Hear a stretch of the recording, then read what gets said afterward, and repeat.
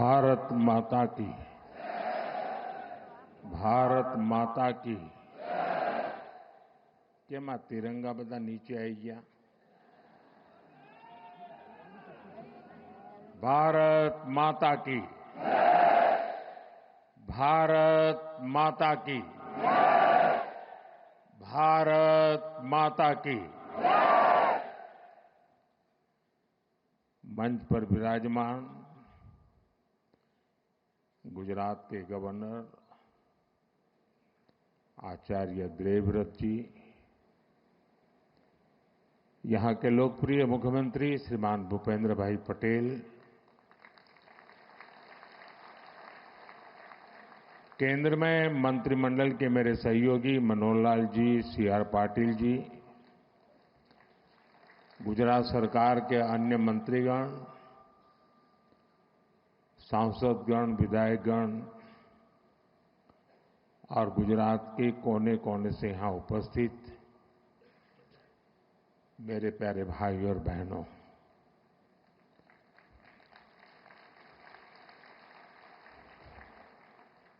मैं 2 दिन से गुजरात में हूं।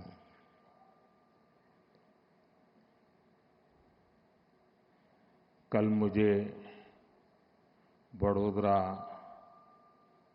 दाहोद, भूज, अहमदाबाद और आज सुबह सुबह गांधीनगर, मैं जहां जहां गया ऐसा लग रहा है देशभक्ति का ज्वार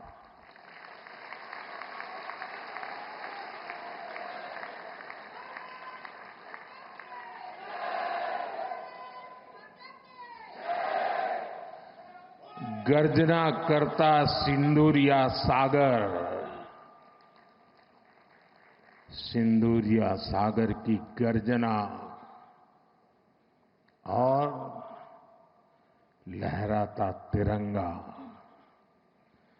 जन मन के हृदय में मातृभूमि के प्रति अपार प्रेम, एक ऐसा नजारा था, एक ऐसा दृश्य था। और ये सिर्फ गुजरात में नहीं, हिंदुस्तान के कोने कोने में है।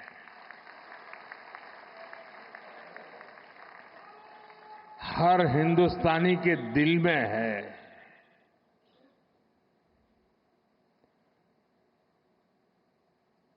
शरीर कितना ही स्वस्थ क्यों न हो, लेकिन अगर एक कांटा चुभता है तो पूरा शरीर परेशान रहता है। अब हमने तय कर लिया है उस कांटे को निकाल के रहेंगे।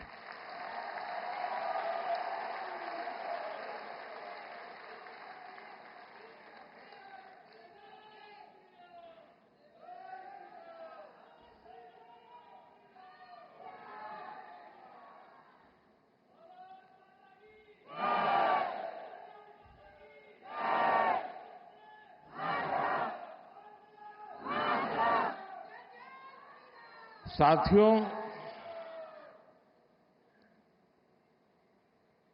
1947 में जब मां भारती के टुकड़े हुए,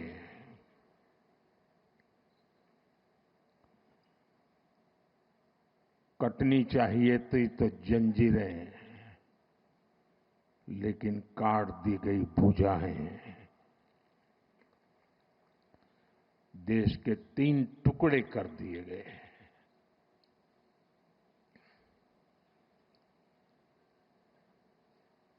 और उसी रात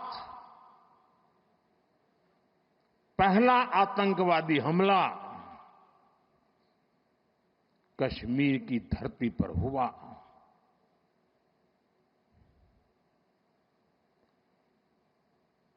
मां भारती का एक हिस्सा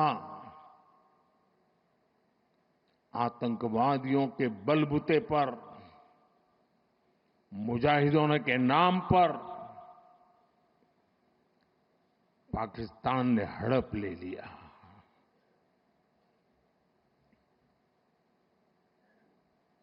अगर उसी दिन इन मुजाहिदों को मौत के घाट उतार दिया गया होता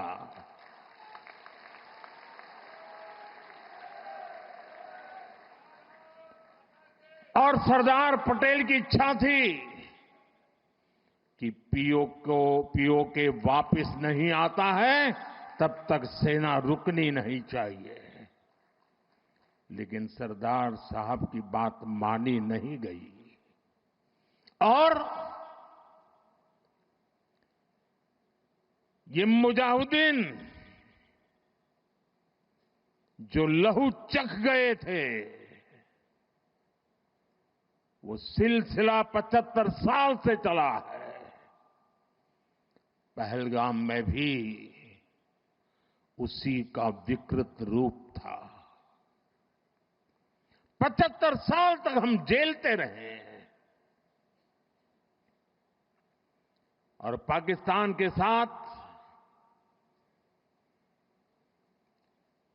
जब युद्ध का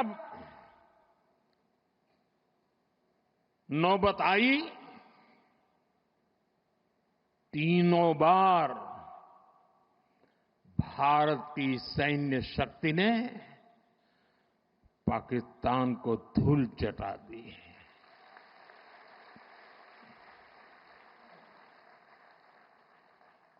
और पाकिस्तान समझ गया कि लड़ाई में वो भारत से जीत नहीं सकते हैं और इसलिए उसने प्रॉक्सी वॉर चालू किया। सैन्य प्रशिक्षण होता है, सैन्य प्रशिक्षित आतंकवादी भारत भेजे जाते हैं और निर्दोष निहत्थे लोग कोई यात्रा करने गया है, कोई बस में जा रहा है, कोई होटल में बैठा है, कोई टूरिस्ट बन के जा रहा है, जहां मौका मिला वे मारते रहे, मारते रहे, मारते रहे और हम सहते रहे। आप मुझे बताइए, क्या ये अब सहना चाहिए? क्या गोली का जवाब गोले से देना चाहिए? ईंट का जवाब पत्थर से देना चाहिए? ये कांटे को जल मुर्द से उखाड़ देना चाहिए?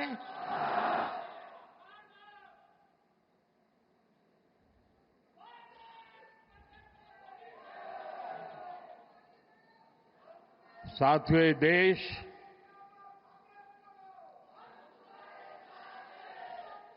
उस महान सांस्कृतिक परंपरा को लेकर के चला है,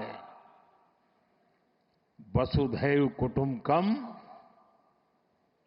ये हमारे संस्कार है, ये हमारा चरित्र है, सदियों से हमने इसे जिया है। हम पूरे विश्व को एक परिवार मानते हैं। हम अपने पड़ोसियों का भी सुख चाहते हैं, वे भी सुख चैन से जिए, हमें भी सुख चैन से जीने दे।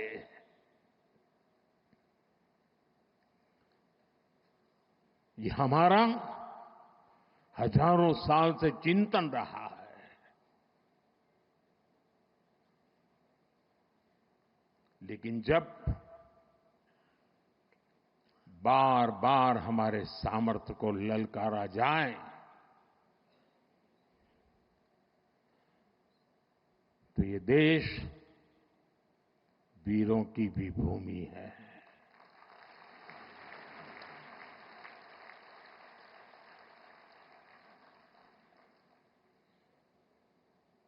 आज तक जिसे हमें प्रॉक्सी वॉर कहते थे,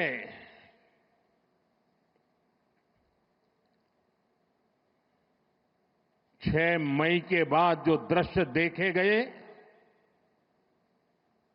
उसके बाद हम इसे प्रॉक्सी वॉर कहने की गलती नहीं कर सकते हैं। और इसका कारण है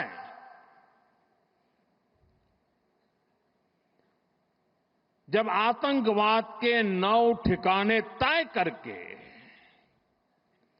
22 मिनट में, साथियों 22 मिनट में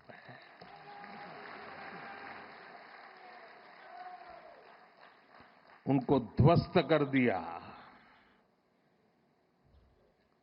और इस बार तो सब कैमरा के सामने की सारी व्यवस्था रखी थी ताकि हमारे घर में कोई सबूत न मांगे। अब हमें सबूत नहीं देना पड़ रहा है, वो ऊपर वाला दे रहा है।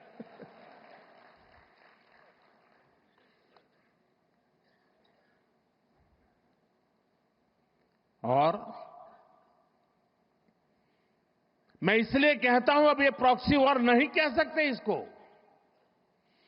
क्योंकि जो आतंकवादियों के जनाजे निकले 6 मई के बाद जिनका कत्ल हुआ, उस जनाजे को स्टेट ऑनर दिया गया पाकिस्तान में। उनके कॉफिन पे पाकिस्तान के झंडे लगाए गए, उनकी सेना ने उनको सैल्यूट दी।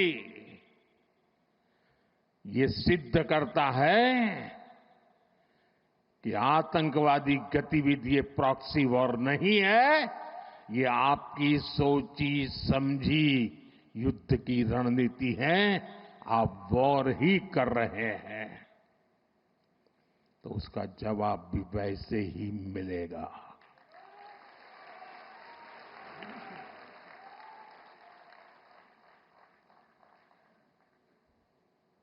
हम अपने काम में लगे थे, प्रगति के राह पे चले थे।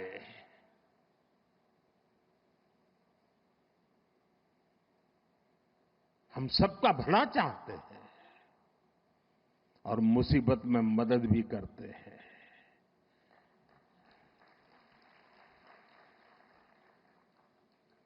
लेकिन बदले में खून की नदियां बहती है।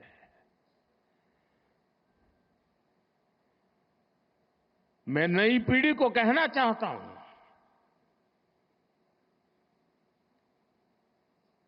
देश को कैसे बर्बाद किया गया है।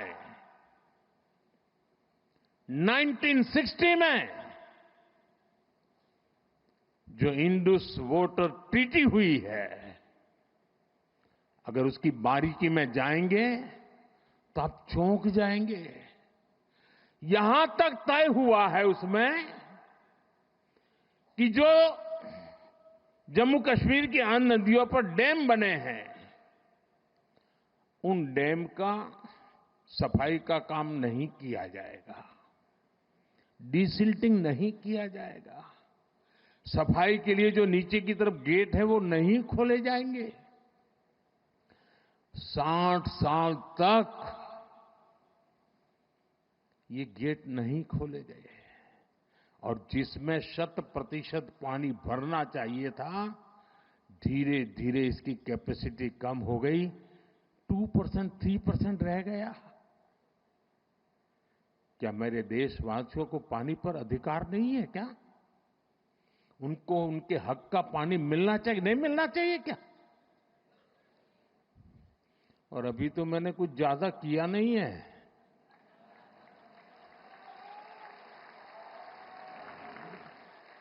अभी तो हमने कहा है कि हमने इसको एबेंस में रखा है, वहां पसीना छूट रहा है।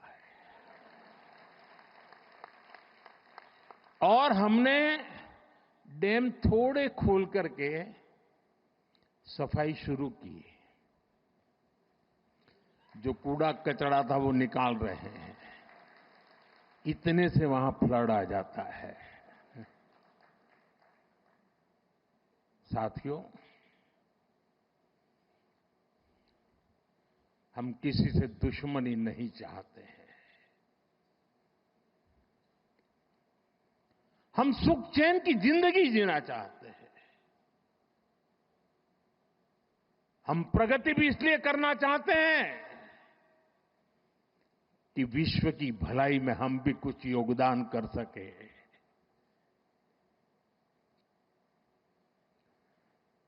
और इसीलिए हम एक निष्ठ भाव से कोटि कोटि भारतीयों के कल्याण के लिए प्रतिबद्धता के साथ काम कर रहे हैं। कल 26 मई था।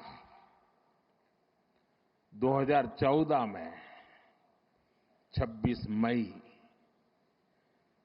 मुझे पहली बार देश के प्रधानमंत्री के रूप में शपथ लेने का अवसर मिला। और तब भारत की इकोनॉमी दुनिया में 11 नंबर पर थे। हमने कोरोना से लड़ाई लड़ी, हमने पड़ोसियों से भी मुसीबतें झेली, हमने प्राकृतिक आपदा भी झेली। इन सब के बावजूद भी इतने कम समय में हम 11 नंबर की इकोनॉमी से 4 नंबर की इकोनॉमी पहुंच गए।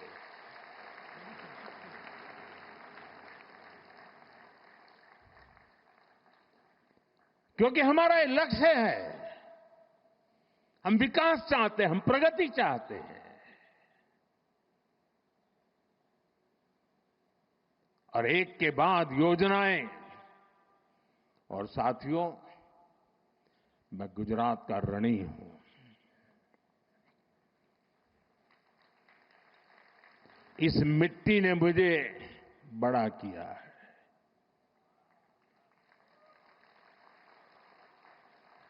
यहां से मुझे जो शिक्षा मिली, दीक्षा मिली,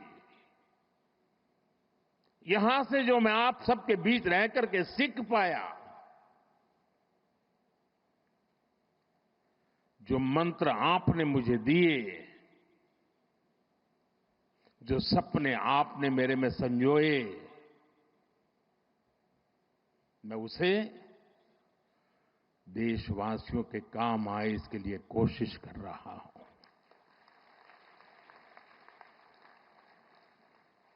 मुझे खुशी है कि आज गुजरात सरकार ने शहरी विकास वर्ष 2005 में इस कार्यक्रम को किया था, 20 वर्ष मनाने का।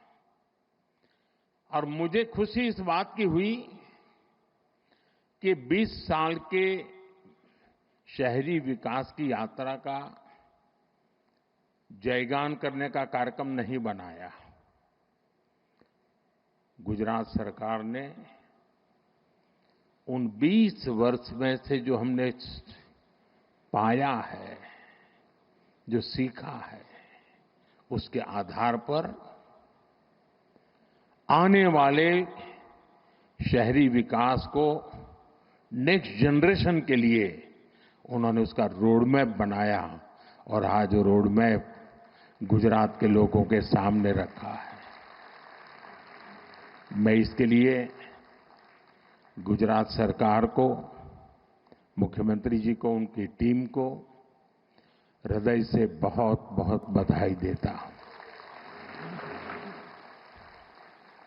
साथियों, हम आज दुनिया की